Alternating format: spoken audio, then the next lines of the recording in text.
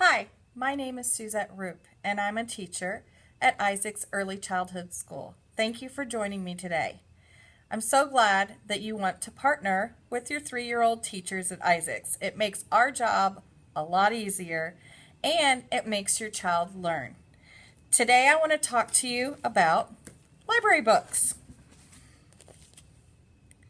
So if you're new or if you've been with us a while, you know that we like to check out books for the library.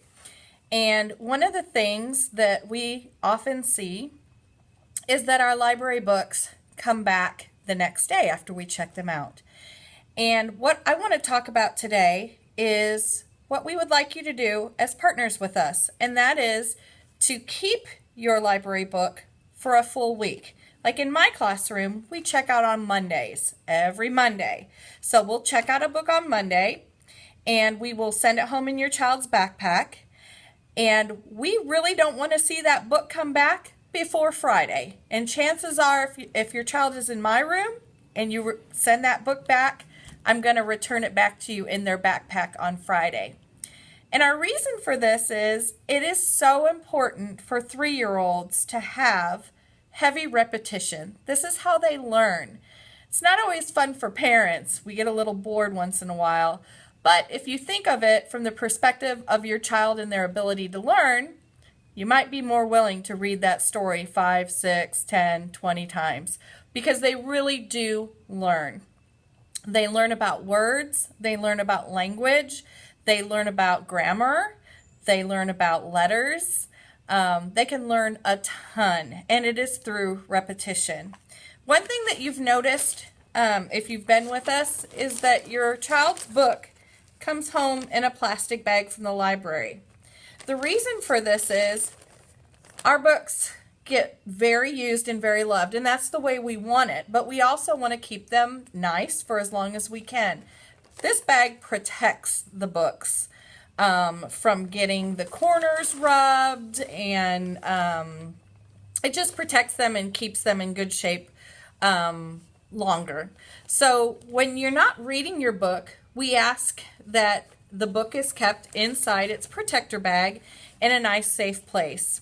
We also ask that, and we talk to your children about not having liquids, drinks when they're reading their book, or snacks or dirty hands, and to be really careful around pets and also around maybe younger siblings, brothers and sisters, so that because they may not know the rules. And so to keep your book safe, we want to make sure that it's kept protected at all times, but we do want you to enjoy your book.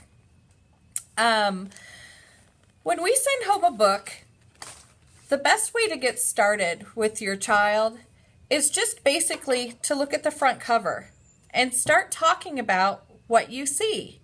You start this. Hey, I see 2 pigs. They look really big. Do you think they're friendly pigs? And just do what we call a picture walk through the book. Just open each page and kind of talk about what you see on each one of the pages.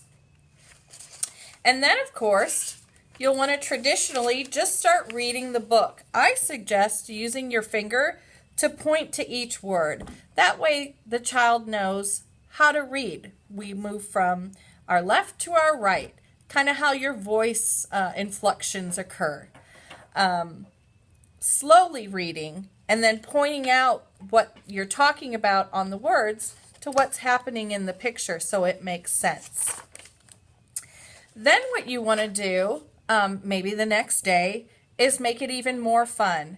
I always say you can use like flashlights, and we'll do this at school, where as I'm reading, I highlight or I touch. I use a pointer, like this fun little pointer pen, to touch on the words as I'm reading. And then maybe give it to your child, and as you're reading it, have them follow along, and you can also guide their fingers or something that they're pointing with as you're reading the words. What you're going to find if you read this book multiple times is your child then is going to be, even if they're just approximating the language, they're going to join in with you telling the story. And that's the goal, is to get them talking, and then eventually get them to start talking about what's on the page. We call that story retell, and that's really important. That's about listening to words, understanding, and then telling us back on what you heard, what you remember, what made sense to you. Then maybe by the 5th time you've read the book, you hand the book over to your child, and your child can start telling you what the pictures are about, or what they remember the story being about on each page. There's some other fun things that you can do as well. Sometimes I like to use little puppets. So instead of me reading the book, it would be my puppet friend here reading the book. And the kids really enjoy this a lot. They enjoy standing next to me. I'll hold the book, I will point to the words, and they hold the puppet. And this is sometimes, especially for those reluctant speakers, this helps them start vocalizing some words on the pages to retell the story. We don't care what those words are. We don't expect them to read. They're 3 years old or just new 4s. The point is to get them involved in the process of reading and to get excited about books. You definitely can make some higher arching games with them and learn some more things. We can talk about colors. So we're reading about the book, but let's throw in some academics. What colors do you see? Show me green. And they point to green, or they tell you, oh, I see red, I see blue.